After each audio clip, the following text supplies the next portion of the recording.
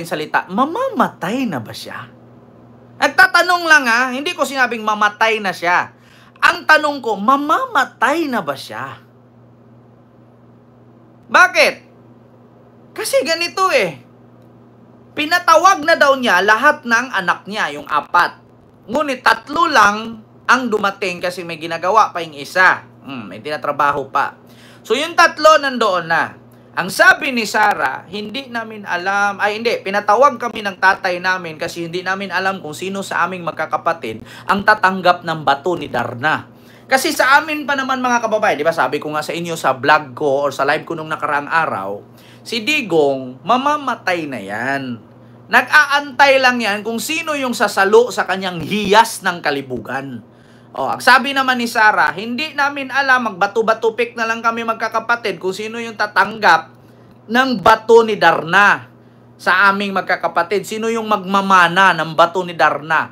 Kaya sabi ko nga nung nakaraang live, si Digong, totoo, tanungin ko kayo, mga nagtrabaho sa Europe na mga OFW. Totoo ba yung kwento-kwento na kapag caregiver kayo tapos may binantayan kayong mga matatanda na taga-Europa, bago sila mamatay, may bato na iluluwa or ipapasa nila? Mga kababayan? So, tanong ko lang, mamamatay na ba talaga si Digong? Kasi yung huling-hiling niya, bago siya mamatay, magkikita-kita lahat mga anak niya. So, ito, mga kababayan, mga habili na ganito, mga palatandaan ito. Palatandaan ito, mga kababayan, na mamamatay na ang isang tao kung lahat ng mga mahal mo sa buhay gusto mong makita at may bibitawan kang salita. Di ba? Ma'am Itchin Blue. Kasi sa amin sa probinsya, yung mga superstitious belief namin, hindi po totoo yung bato iluluwa. Sabi ni Sarah Mamil Alarcon, yung bato daw ni Darna, mamanahin daw nila, di daw alam kung sinong magmamana, kay magbato-bato pick daw sila. Magkakapatid. Sa amin kasi mga kababayan, ang aming superstitious belief or pamahiin, once kasi na ang isang tao na mag-iwan ng mga salita, mag-iwan ng mana, mamamatay na. Ito. Pakinggan natin mga kababayan. Dapat ipagtanggol siya ng Son of God. Kasi di ba? Kanina si Vice President Sara Duterte ay nag-take over do sa live po nung nakausap natin dito. Si Alvin. Yeah. Alvin and Tourism doon sa Netherlands po. So nagkaroon siya ng marami pong mga pahayag doon. Pero hindi ko alam kung may oras pa. Pero ayan, may mga moments kayo nakikita po dyan sa inyong screen. Magkakasama silang 3. Kasama po si Pulong. Kasi malapit na talaga yung yung dates. Si Pulong, si Kitty, tsaka si Sarah, magkapatid po. Duterte. Okay. So, magbibigay po kami ng isa sa mga naging pahayag po nila doon. Ayun po si Alvin. Okay. Ito po ang ilan. Ilan or isa? Ako dali sa Netherlands. Nag-vlog na talaga siya. Sa ako ang amahan. Tingalig ihatag na niya ang bato ni Darna. Rinig nyo Si Sarah mismo nagsabi, andito ako sa Netherlands, pinatawag kami ng aming ama, siguro ibibigay na niya sa amin ang bato ni Darna. Kaya nga sabi ko sa inyo mga kababayan, sa amin kasi, sa pamahiin sa amin, superstitious belief. Kapag mamatay na ang tao, iiwan na niya yung anting-anting, yung hiyas. Hiyas ng kalibugan itong kay Digong. Bakit ko nasabi, ikaw ba naman 13 ang jowa? Yung madre nga na ni Rip, sabi niya, sayang, kagandang babae, tapos pinagtulungan nila. Dapat si Mayor muna maunang mang-rape bago sila. So, ibig sabihin, hiyas ng kalibugan ito. Yung bato daw di Darna, sabi ni Sarah, magbato-bato pick na lang daw sila kung sinong tatanggap. So, once na ang bato ni Darna, ipasa na ni Digong sa kanila, si Digong magpapaalam na. Ito, sunod. Jack and Poy na lang mi. Jack and Poy. Magsuon. Magkapatid. Kung kinsa. Kung sino? Ang tagapagmana. Ang tagapagmana. Ng bato ni Darna. Ng bato ni Darna. Lalabas na yan si PRD. Ano na yan natin? I-jailbreak na yan natin lahat. Ilan bumoto kay PRD? 16 million. Yung 16 million na yan, punta tayo doon sa ICC Detention Center. Kita nyo? Okay, so yan po yung storya po ng mga iba pang sinabi ni Vice President Sara Duterte ay nasa Facebook at YouTube na po at Yeah, kita nyo? Ito po'y galing sa 1PH, mga kababayan. So, sabi nga ni Sara, kaya naitanong ko lang, sa amin kasi, sa mga Bisaya, mga kababayan, sa Mindanao, o sa Malaysian, sa Indonesian, ang mga pamahiin kasi sa amin, once kasi na ipatawag mo ang mga pamilya mo o mga anak mo, tapos may ipapasabi ka, may sasabihin ka, yung habilin, diba? Oo. So, ibig sabihin, mamamatay na. Si Sara na mismo nagsabi, pinatawag kami ng aming ama, at hindi ko alam kung sino sa amin ang magmamana ng bato ni Darna na iiwan niya sa amin, ipapamana niya sa amin. So, magbato-bato pick na lang kami. Anong klaseng bato kaya yon? Bato ba yun na napupulbo, naaamoy, nasisinghot? Yun bang bato na yun, kapag inamoy mo ba, makakakita ka ng apoy, lalabas sa daliri mo, magkakaroon ka ng superpowers?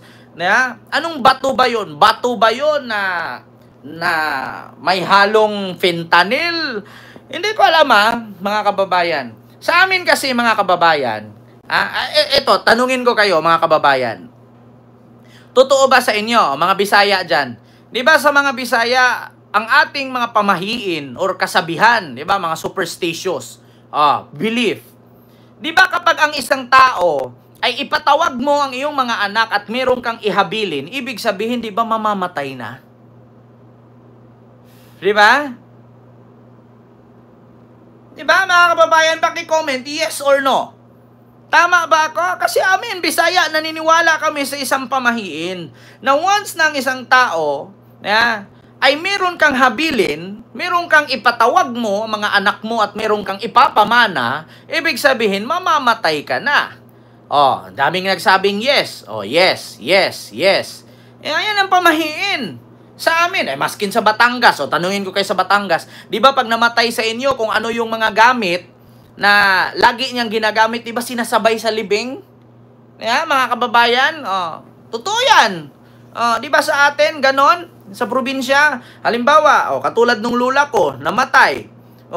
Di ba, yung mga gamit niya, yung mahilig siyang suotin, yung damit na favorite niya, yun yung ipapasuot sa kanya paglibing, mga sapatos, mga alahas, may mga relo, mga singsing, ibig sabihin kasi sa amin mga ganyan mga kababayan, malapit nang mamatay. Kaya tanong ko lang, magpapahinga na ba talaga si former President Digong dahil sa ginawa niya ngayon mga kababayan na ipinatawag niya ang kanyang mga anak, at mismong si Sara nagsabi, andito kami lahat, pinatawag kami ng aming ama, hindi namin alam kung sino ang magmamana ng bato ni Darna, magbato-bato pick na lang kami. Di ba? Ang dami-daming nag-comment ng yes. Yes, bisag dili man sa Bisaya, sa Tagalog din naman po, Sir Ken, sabi ni Ma'am Arayon Inikosi. Last will. Siguradong drama lang nila yan. Hindi ako naniwalang drama yan, ma'am. Aabutan pa kaya New Year si Digong 2026? May tanong ko lang, mga kababayan. May tanong ko lang, Mare. Aabutin pa kaya si Digong ng 2026 New Year? Kasi naghamon ako, pag nakauwi siya sa Pilipinas, magilit ako. 6 months na. 6 months na. Hindi pa rin. So, aabot pa ba si Digong ng 2026 New Year? Yes or no? Nako. Magpapahinga na yan bago pa mag-September para hindi na maharap ang kaso niya. Duda ko rin mga kababayan. Hindi ko alam kung aabot pa ng September 23 si Digong. Di ko rin sure kung aabot pa ng January 1, 2026. Mga kababayan. Kasi yun lang ako nagre-react lang kasi according sa amin sa Bisaya, kapag sa superstitious belief or paniniwala, pamahiin, once kasi na may ipapamana, si Sara nagsabi nakita nyo naman sa vlog ni Sara, O, pinapunta daw sila doon, magkakapatid, kasi may ipapamana. Hindi daw niya alam kung sino ang tatanggap ng bato ni Darna. O, wag nyo na sabihin, joke na naman yon. So, lahat na lang ng sinasabi ni Sara, joke? Eh, bakit naging Vice President? Parang puro na lang joke ang sinasabi. Once kasi na mana ang pag-uusapan, mamamatay na ang isang tao. Kasi mana na eh. Sino ang magmamana ng bato ni Darna? O, mamamatay na ang isang tao.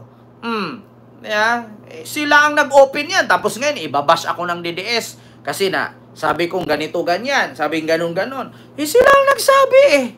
Mamamatay na siguro. Magpapahinga na siguro. Buti nga, hindi ko nilagay dyan. Mamamatay na ba si Digong? Buti nga, nirespeto ko pa, magpapahinga lang. Para hindi masyadong, savage. Parang hindi masyadong harsh.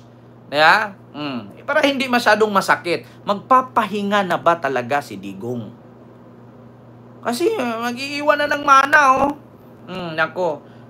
Kung hindi man umabot si Digong ng September 23, mula ngayon kasi 23, ibig sabihin sinadya na talaga niyang mamatay para hindi siya matrial dyan sa Sa bagay, wala namang dapat alamin, kailangang marating si Digong sa buhay kasi, diba, narating naman niya. Narating naman niya, naging presidente na siya. Marami na siyang pera, nakapagnakaw na nga siya. So, hindi na niya siguro kailangan pa na tumakbo pa kung ano-ano. So, ang tangi, kahit, alam niyo, ito, I will tell you frankly, mga kababayan, real talk lang. Si Digong, kahit ikulong nyo yan dyan habang buhay, wala nang mawawala sa kanya. Bakit? Narating na niyang lahat. Nakulong na nga siya. Hindi niya expected yan, Nakulong na nga siya. So ano pa ba ang kakamit niya sa buhay? Ano pa ba ang irarating niya? 'Di ba, si Digong, politician. Ang pinakamataas na posisyon sa politika, president. Naging president na siya, ano pa bang gusto niya? Maging emperor? Maging Panginoon? Hindi na niya kaya yun. Hindi na nga ata nakapaglulo yan dun eh. Tanda na eh. Nakamit na niya yung pinakamataas na posisyon sa politiko, yung president. So kahit ikulong niya yan dyan habang buhay, wala na siyang kailangan pang kamitin. Nakamit na niya. Diba? So yun lang, mga kababayan, yung aking reaction dyan kay Digong. Sana ipagtanggol